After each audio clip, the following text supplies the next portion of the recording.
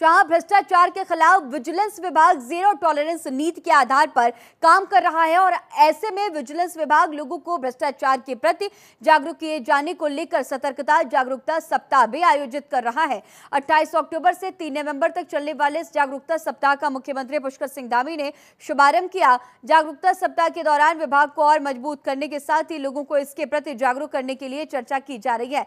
कार्यक्रम के दौरान सीएम धामी ने घोषणा की है कि सतर्कता विभाग की कार्यप्रणाली को और अधिक प्रभावी बनाने के लिए सर्विलांस तकनीकी और वित्तीय विशेषज्ञों की एक टीम गठित की जाएगी और इसके साथ ही सीएम ने सतर्कता अधिष्ठान में बेहतर काम करने कर्मचारियों को प्रशस्ति पत्र देकर सम्मानित किया। मुख्यमंत्री पुष्कर सिंह धामी ने कहा कि सतर्कता जागरूकता सप्ताह आयोजित करने का मुख्य उद्देश्य यही है कि राज्य में ऐसी व्यवस्था प्रभावी हो जिसमें भ्रष्टाचार का कोई स्थान न हो। साथ ही विजिलेंस विभाग हर जगह पारदर्शिता स्थापित करने में अपनी भूमिका निभा रहा है।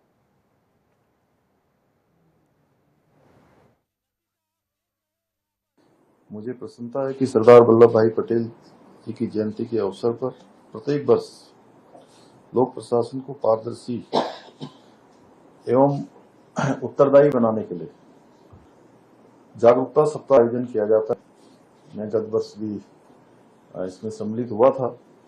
इसके लिए मैं सतर्कता विभाग तथा आप सभी को बहुत बधाई देता हूं और आप सबसे उम्मीद करता हूं कि जिस उद्देश्य को ये सप्ताह हमारा प्रारंभ किया गया है उस उद्देश्य की पूर्ति के लिए आप सभी पूरी पारदर्शिता के साथ पूरे उत्तरदायित्व के साथ काम करेंगे और जो हम सब लोगों से जो राज्य की अपेक्षा है, राज्यवासियों की अपेक्षा है कि एक पारदर्शी व्यवस्था यहाँ स्थापित हो, एक हमारा कल्चर बने, एक संस्कृति बने, उसको हम सब लोग स्थापित करने में अपनी महत्वपूर्ण भूमिका और सत्य निष्ठा की संस्कृति से राष्ट्र की समृद्धि की थीम पर आधारित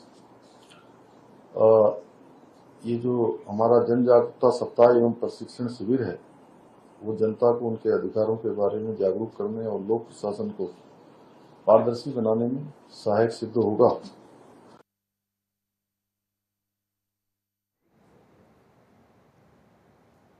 केदारनाथ उपचुनाव में आज बीजेपी, कांग्रेस समेत यूकेडी और निर्दलीय प्रत्याशियों ने नामांकन किया है।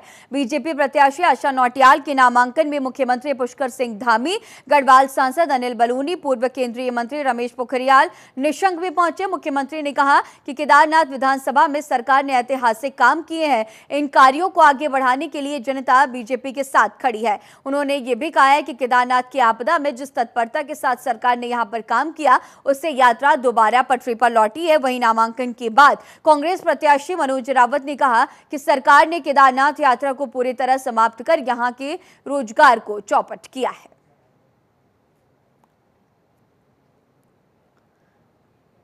में यहाँ का चुनाव आया है और यहाँ की जो विधायक स्वर्गीय दिवंगत शैला रानी जी के देहांत के बाद इस चुनाव में हम सबको आना पड़ा है और इस क्षेत्र के लिए उन्होंने काम किया, काफ़ी क्षेत्र को आगे बढ़ाने के लिए काम किया। हमारे प्रधानमंत्री जी के प्रधानमंत्री बनने के बाद 2014 से अभी तक लगातार बाबा का ये प्रांगण भव्य केदार और दिव्य केदार के रूप में डेवलप हुआ है। पूरी दुनिया में एक नए स्वरूप में उसको जो आस्था श्रद्धा का केंद्र है, आने वाले लोगों की संख्या बढ़ी है।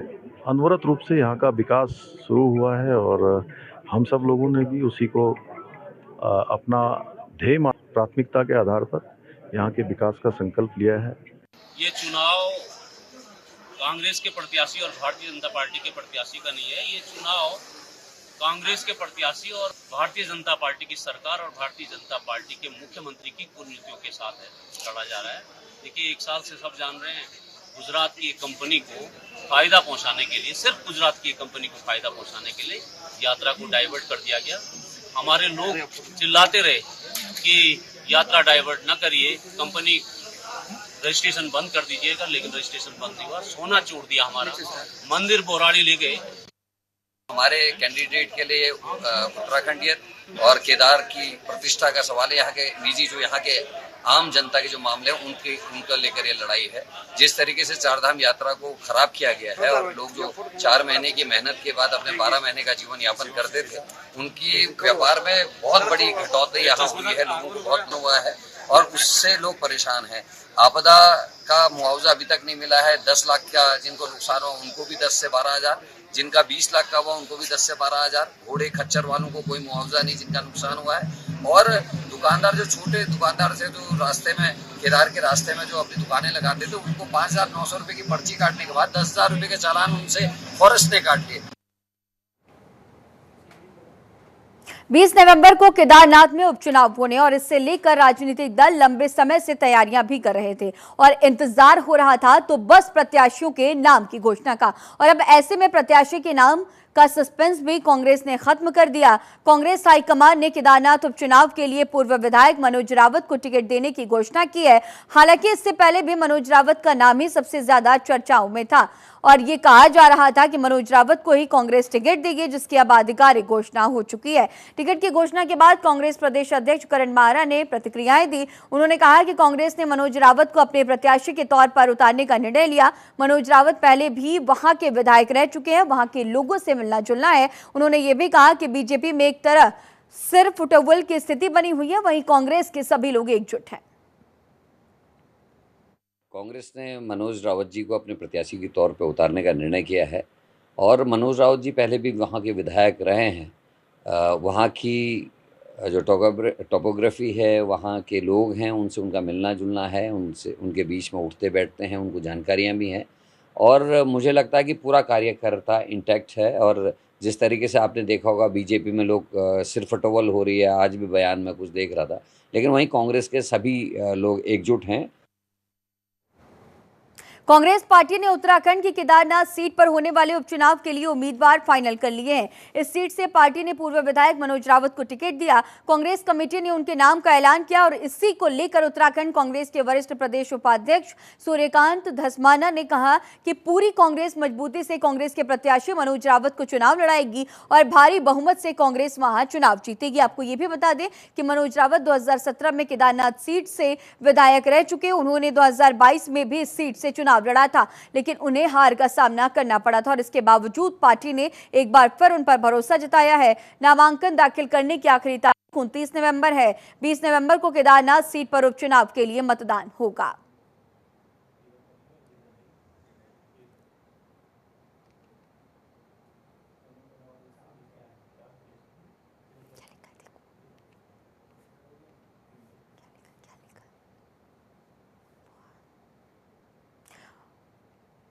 और चलिए आगे बढ़ेंगे, जहां आगामी 20 नवंबर को होने वाले केदारनाथ विधानसभा उपचुनाव के लिए नामांकन प्रक्रिया के तहत दूसरे दिन एक निर्दलीय प्रत्याशी ने नामांकन प्रपत्र दाखिल किया। उपचुनाव के लिए नामांकन दाखिल करने की आखिरी तारीख 29 अक्टूबर है, जबकि 30 अक्टूबर को नामांकन पत्रों की जांच की जाएगी और नाम वापस लेने की अंतिम तिथि 4 नवंबर होगी। केदारनाथ में 20 नवंबर को मतदान होगा और 23 नवंबर को मतगणना की जाएगी। प्रदेश के अपर मुख्य निर्वाचन अधिकारी विजय कुमार जोगदंडे ने बताया कि केदारनाथ विधानसभा क्षेत्र में मतदान के लिए 173 बूथ बनाए गए हैं। काउंटिंग हॉल का चयन भी कर लिया गया है। अनुश्रवण के लिए 8 सर्विलांस टीमों का गठन किया गया है। शांतिपूर्ण चुनाव के लिए पूरी व्यवस्थाएं की गई हैं। उन्होंने ये भी बताया है कि विधानसभा क्षेत्र में 90,540 मतदाता हैं, जिनमें 45,775 महिला मतदाता शामिल हैं। इस वर्ष 9 जुलाई को विधायक शैला रानी रावत के निधन के बाद से केदारनाथ विधानसभा सीट खाली हो गई थी।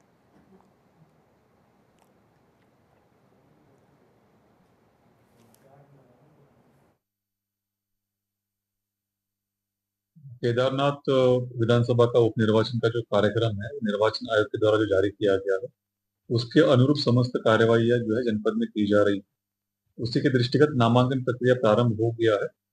आज तक के जो विवरण प्राप्त है उसके अनुसार अभी तक कोई भी नामांकन किसी भी प्रत्याशी के द्वारा प्रस्तुत नहीं किया गया है। निर्वाचन के लिए रिटर्निंग ऑफिसर लेवल पे सभी ट्रेनिंग्स का आयोजन किया जा रहा है। साथ में पर्याप्त संख्या में ईवीएम मशीन्स, अन्य जो आवश्यक दस्तावेज है और एनवलप्स और तैयारी संपन्न की जा चुकी है। पूर्व मुख्यमंत्री हरीश रावत रुड़की पहुंचे हैं, जहां उन्होंने एक बैठक का आयोजन किया और इस दौरान उन्होंने कहा कि आम सरकार, इस बार की राज्य सरकार से आम जनता बेहद परेशान है क्योंकि महंगाई चरम पर है। वहीं उन्होंने छात्र संघ चुनाव और निकाय चुनाव को लेकर कहा कि सरकार अपनी हठधर्मिता कर रही है, इसीलिए चुनाव को नहीं करा रहे। साथ ही उन्होंने केदारनाथ चुनाव को लेकर कहा कि कांग्रेस वहां पर मजबूती से चुनाव लड़ेगी और जीतेगी भी। जिस तरह मंगलौर और बद्रीनाथ उपचुनाव में कांग्रेस ने जीत हासिल की थी, कांग्रेस में कोई भी गुटबाजी नहीं है और हम सब एकजुट होकर चुनाव लड़ेंगे।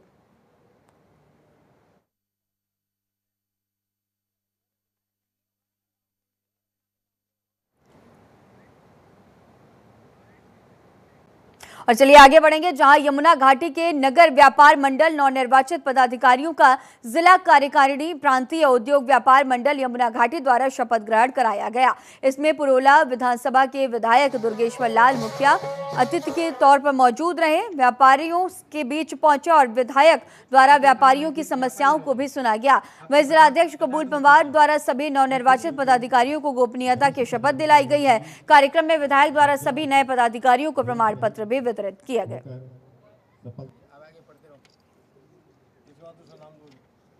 पत्र में लेने का मतलब देखो आपके सामने बहुत माननीय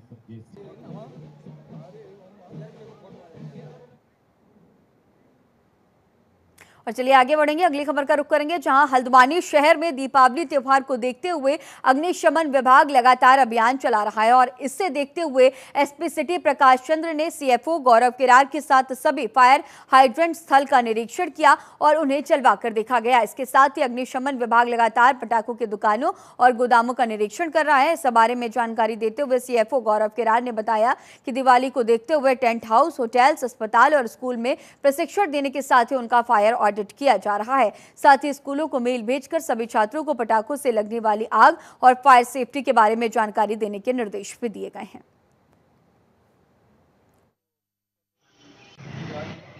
यहाँ पर टोटल पटाखों वाले की बात करी जाए तो 12 दुकानें पटाखों की और एक गोदाम है जिसकी समय समय पर निरीक्षण करा जा रहा है। और दिवाली की सुरक्षा की बात करें तो जो पिछली बार जो टेंट हाउस का हादसा हुआ उसको देखते हुए सारे टेंट एसोसिएशन, होटल एसोसिएशन, लीसा डिपो और हॉस्पिटल और स्कूलों में प्रशिक्षण और उनको फायर ऑडिट किया गया है, जिससे जो आने वाले हम कोई भी हादसे को रोक सकते हैं। और इस बार स्कूलों को भी हमने मेल के थ्रू बोला गया है कि असेंबली में सब बच्चों को बताया जाए फायर के संबंध में और पटाखों का सेफ्टी के बारे में। आगामी दीपावली पर्व को लेकर प्रशासन पूरी तरह से अलर्ट मोड पर है। दीपावली पर्व को शांतिपूर्ण तरीके से संपन्न करने के लिए प्रशासन ने कमर कस ली है। बावजूद इसके प्रशासन के सामने कई तरह की चुनौतियां देखी जा रही हैं। इसमें से एक जनपद उधम सिंह नगर के जसपुर में बड़ी लकड़ी मंडी की है। इस लकड़ी मंडी में हल्की सी भी आगजनी पूरे प्रदेश को दहला सकती है और इस चुनौती को निपटाने के लिए जसपुर पुलिस ने अपनी तैयारियां पूरी कर ली हैं। बता दें कि पुलिस ने जसपुर कोतवाली परिसर में व्यापारी और समाजसेवी लोगों के साथ मीटिंग का आयोजन किया। इसमें आने वाली चुनौतियों पर चर्चा की गई है।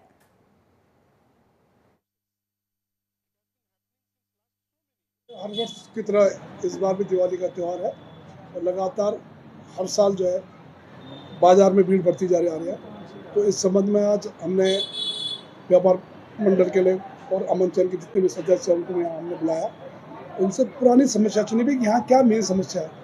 तो उन्होंने बताया भाई एक तो लाइट, ये सब बताया जहाँ जहाँ लाइट ख़राब है, पोल में लाइट नहीं है वो देख लेंगे। और जहाँ बाजार में जो ई रिक्शा की वजह से जहाँ यातायात बाधित होता है, जाम हो जाता है, तो ई रिक्शाओं को भी जो है इस त्यौहार तक अंदर आने के लिए अनुमति नहीं दी। कांवड़ नगरी रामनगर में दीपावली त्योहार को देखते हुए स्थानीय प्रशासन पटाखा बाजार के लिए एमपी इंटर कॉलेज, किसान इंटर कॉलेज, पेरू मदारा, इसके अलावा जूनियर हाई स्कूल लखनपुर में पटाखा का अस्थायी बाजार लगाया जाएगा। साथ ही पटाखा दुकानदारों को सीमा के आधार पर ही पटाखे का लाइसेंस देने की प्रक्रियाएं की जाएंगी। तो दुकानदारों को सीमा के आधार पर ही पटाखे का लाइसेंस दिया जाएगा और इसके साथ ही प्रशासन ने पटाखे की दुकान लगाने का फैसला लिया है। तो देखा जाए कि दीपावली पर्व को ध्यान में रखते हुए जो प्रशासनिक अमला है वो पूरी तरह से अलर्ट मोड पर है। किसी भी तरह की कोई अनहोनी ना हो, इसे लेकर के प्रशासन पहले से ही पूरी तरह से अलर्ट है। किसी भी तरह की कोई भी लापरवाही को बरता नहीं जाएगा। सीमा के आधार पर लाइसेंस देने की प्रक्रिया तय की गई है।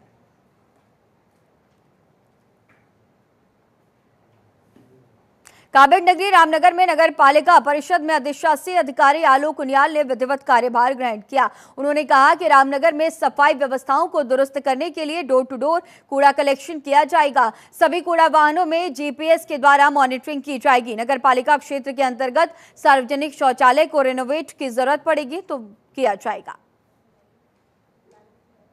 तो कूड़ा कलेक्शन की मॉनिटरिंग होनी है, इसे लेकर के दिशा निर्देश दिए गए हैं। आलोक उनियाल ने ईओ का चार्ज संभाला है।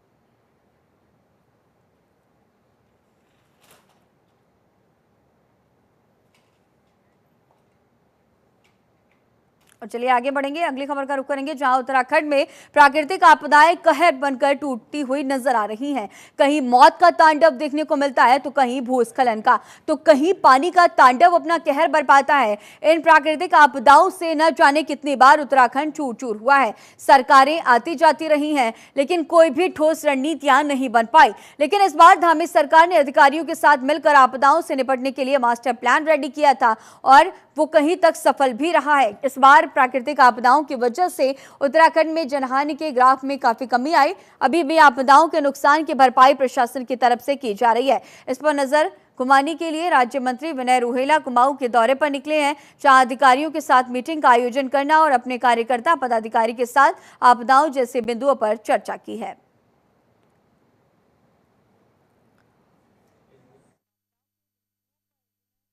मैं लगातार कुमाऊं के प्रवास पे से आया हूँ। पिथौरागढ़, बागेश्वर, चमोली और अब चंपावत, इन सभी जिलों की आपदाग्रस्त क्षेत्रों की परिसंपत्तियां, मनुष्य हानि, पशु हानि, अनेक प्रकार के जो नुकसान हुए हैं, उन्हीं संबंध में सभी जिला प्रशासन की जिला आपदा प्राधिकरण की समीक्षा के अंतर्गत सभी विषयों पर चर्चा की गई है। और इस संबंध में बताना चाहूँगा कि माननीय मुख्यमंत्री जी ने जब आपदा प्रारंभ थी उससे 3 महीने पहले तैयारी बैठक कर पूरे आपदा के विषय का न्यूनीकरण करने का पूरा प्रयास किया, यानी कि कम मनुष्य हानि हो, कम पशु हानि हो, संपत्तियों का कम नुकसान हो। उत्तराखंड में छात्र संघ चुनाव को लेकर मचा सियासी बवाल थमने का नाम नहीं ले रहा। एनएसयूआई ने छात्र संघ चुनाव बहाल करने की मांग को लेकर सचिवालय घेराव का ऐलान किया। कांग्रेस मुख्यालय में एनएसयूआई के प्रदेश अध्यक्ष विकास नेगी ने प्रेस कॉन्फ्रेंस की है। इस दौरान उन्होंने राज्य सरकार पर आरोप लगाए कि प्रदेश सरकार की नीतियां छात्र और शिक्षक विरोधी हैं। इसीलिए राज्य सरकार नहीं चाहती है कि कोई छात्र संगठन या छात्र नेता आगे आकर उनके खिलाफ आवाज उठाए। उन्होंने कहा कि सरकार का कोर्ट के आदेश का परीक्षण कराने का दावा छात्रों को गुमराह करने वाला है। कोर्ट में खुद बीजेपी के आईटी सेल के जिला संयोजक महिपाल सिंह की ओर से ही पीआईएल दाखिल की गई थी और अब सरकार परीक्षण कराने की बात कह रही है। उन्होंने कहा कि एनएसयूआई छात्र संघ चुनाव बहाली की मांग को लेकर सचिवालय का घेराव करेगी। देखिए, आज हमने प्रेस के माध्यम से जो विद्यार्थी परिषद और भाजपा द्वारा एक माहौल बनाया जा रहा था और धन सिंह द्वारा भी आज भी स्टेटमेंट दिया गया था कि हम जो कोर्ट के डिसीजन आया उसका परीक्षण करेंगे, उसके बाद कुछ फैसला लेंगे। तो ये तमाम जो छात्रों को गुमराह करने का भाजपा और एबीवीपी जो काम कर रहे हैं उसके लिए हमने पर्दाफाश करा है कि जो कोर्ट में पीआईएल थी वो भाजपा के आईटी सेल के जिला संयोजक हैं महिपाल सिंह, उनके द्वारा ही पीआईएल दाखिल की गई। उसके बाद ये अब सरकार को जब दिखा कि छात्र नेता छात्र आंदोलन कर रहे हैं तो उसमें अपने बचाव के लिए वो एक बयान जारी कर रहे हैं कि हम